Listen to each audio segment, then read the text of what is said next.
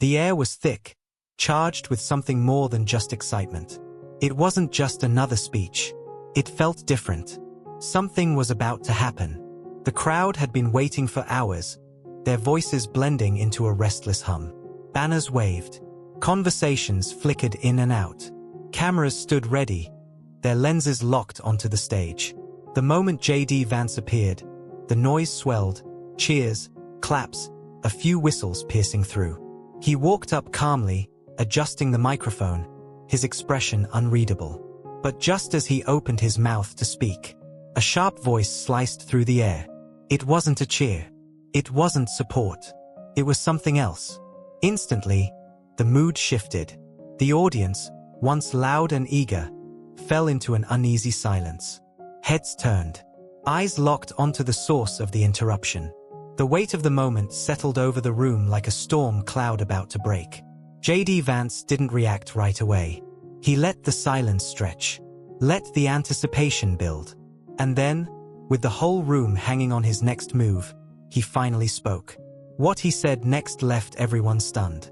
The sun had barely risen when the first supporters arrived, some carrying flags, others holding signs with bold lettering. They stood in groups, murmuring among themselves, their conversations filled with anticipation. The line outside the convention center stretched far beyond the entrance, people shifting on their feet, glancing at their watches, waiting for the doors to open. Inside, the atmosphere was alive with movement. Volunteers in matching shirts weaved through the crowd, handing out pamphlets, guiding attendees to their seats. The hum of voices filled the space, mixing with the occasional laughter or the low murmur of a political discussion. Every chair was taken, the aisles packed with people standing shoulder to shoulder, eager to hear what was about to unfold. At the back of the room, cameras stood like silent observers, their lenses pointed toward the stage. Journalists checked their notes, adjusted their microphones, ready to capture every word, every reaction. The flashing red recording lights signaled that the world beyond this room would soon be watching. The stage itself was simple, unembellished. A podium stood at the center, its surface reflecting the glow of overhead lights. A nameplate, crisp and unmistakable, bore the name of the man they had all come to see.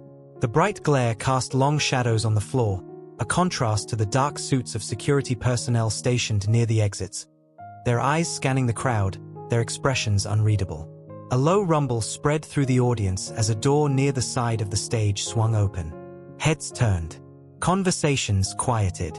The tension in the room shifted from excitement to expectation. And then, a sudden eruption of cheers. J.D. Vance stepped forward, his stride purposeful, his expression composed. He wasn't in a rush. He didn't need to be.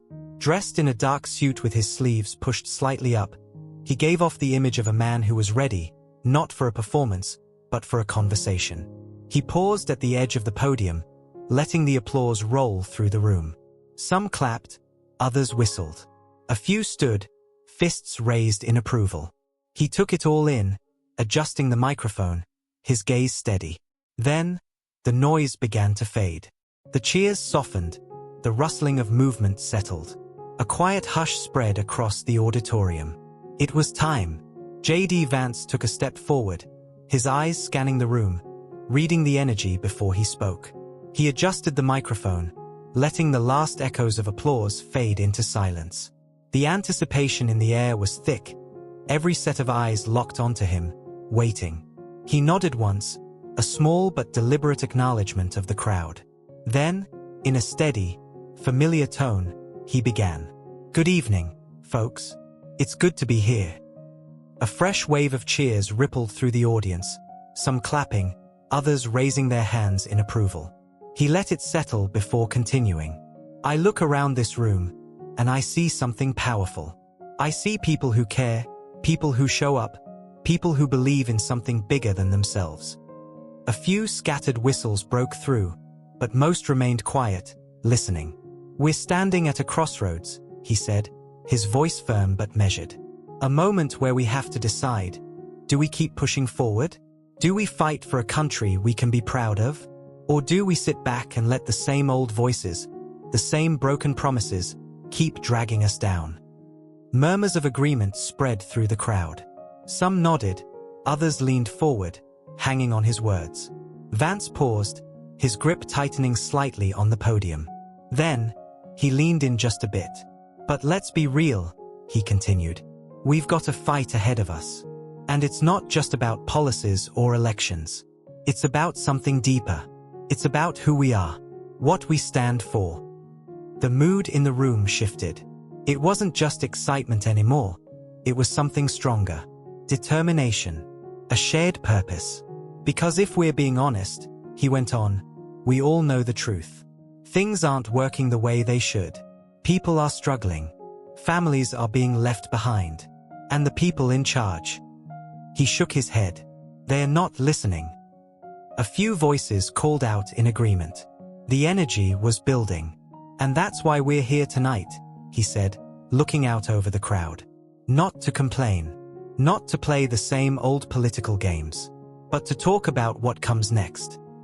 The room was alive now, filled with applause, shouts of support, a shared feeling of something bigger than just a speech. He took a breath, steady and sure. The night was just beginning. A voice cut through the room, sharp and deliberate. "That's easy for you to say, JD. What about the people you're leaving behind?" The words hung in the air, slicing through the steady rhythm of the speech. A murmur swept through the crowd, some shifting in their seats, others turning their heads toward the interruption. The atmosphere, once buzzing with energy, now felt charged with something else, uncertainty. J.D. Vance stopped mid-sentence. He didn't move, didn't react immediately. His hand rested on the podium, his expression unreadable. The heckler, a man standing near the middle of the audience, didn't flinch. His stance was firm, his voice carried confidence, but there was an edge to it, a challenge. He wasn't asking a question. He was throwing down a gauntlet. Some groaned, shaking their heads. A few rolled their eyes. Others leaned forward, waiting to see how this would unfold. Vance exhaled slowly, eyes scanning the room before landing on the man. The pause stretched, not long enough to feel awkward, but just enough to let the weight of the moment settle. Then, finally, he spoke. The silence stretched, heavy and unbroken. J.D. Vance stood still, his eyes locked on the man who had interrupted him. The crowd, once buzzing with energy, now sat on edge, waiting for his response. Then, in a voice steady and deliberate, he spoke. "I always find it interesting how these conversations start." He let the words settle, his tone calm, almost reflective.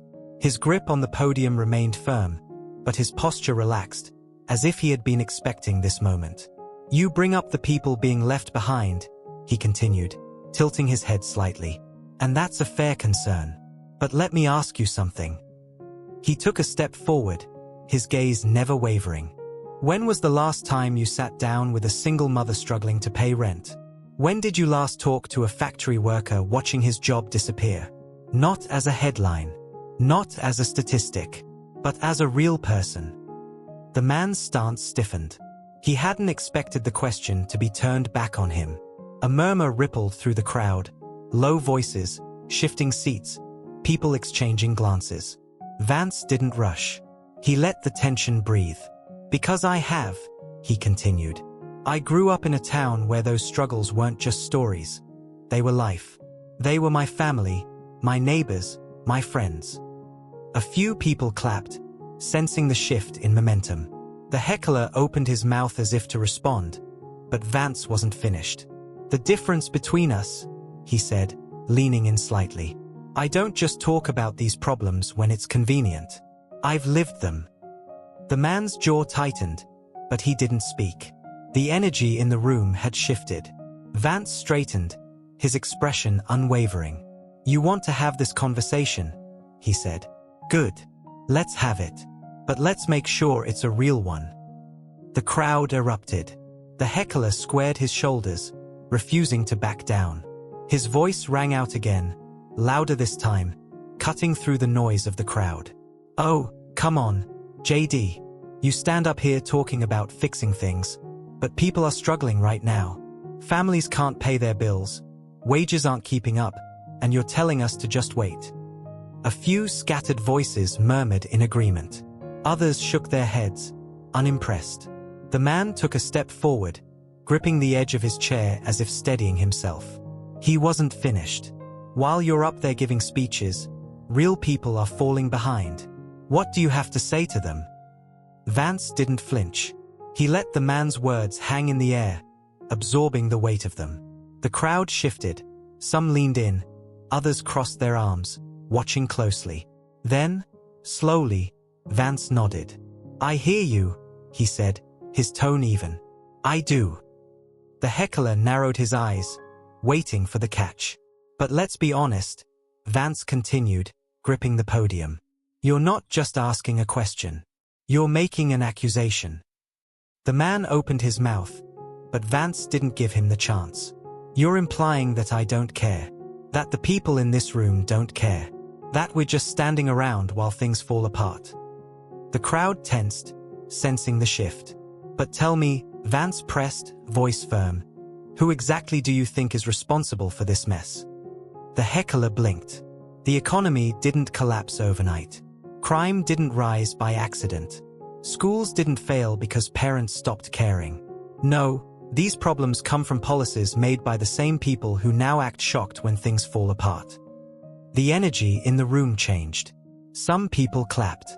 Others murmured in agreement. And yet, Vance continued, "Somehow, you're not questioning them. You're questioning me." The heckler hesitated, his confidence wavering. Vance leaned in slightly, voice calm but sharp. "If you really want answers, let's talk about who's been in charge while people were struggling." The room erupted. The tension in the room was thick, the crowd caught between curiosity and expectation. J.D. Vance didn't rush. He let the weight of the moment settle before he spoke, his voice steady, deliberate. "You know," he said, leaning slightly into the microphone, "I always find it interesting how people like you love asking these questions but never seem to listen to the answers." The heckler's mouth tightened, his confidence flickering just for a second. The room, once restless, was now locked in place, eyes shifting between the two men at the center of the storm. "You stand up," Vance continued, "and act like you're the only one who cares. Like the people in this room don't understand struggle. Like they don't know what it's like to work longer hours for less, to worry about rent, to feel like no one in power is listening." He shook his head. "But here's the part that never gets said." He paused, scanning the faces before him. "The same people who created these problems are the ones you never seem to question." A murmur rippled through the audience. Some nodded. Others sat up straighter, sensing the shift. Where was this outrage when jobs were shipped overseas? Where was this concern when working-class neighborhoods were hollowed out? Where was this anger when policies crushed small businesses and made it harder for families to get by? The heckler opened his mouth, but Vance raised a hand slightly, not to cut him off, but to press forward. "You don't ask them these questions," he said. "You don't hold them accountable. But the second someone stands up and actually calls it out, suddenly, you want answers." The man clenched his jaw, but he wasn't speaking now. "That's what this is, right?" Vance's voice didn't rise, but it carried weight. "You don't really want a conversation. You want a headline." A few voices called out in agreement. The heckler's confidence was slipping, but Vance wasn't done. "If you really care about struggling Americans," he said, locking eyes with the man, "why does it take a politician calling you out on stage for you to finally notice?" Silence. And then, the eruption. Applause, cheers, the sound of hands clapping together in a wave of agreement. The heckler sat back, his grip on the chair tightening, his expression unreadable. Vance let the reaction roll through the room before he spoke again. "This isn't about politics," he said.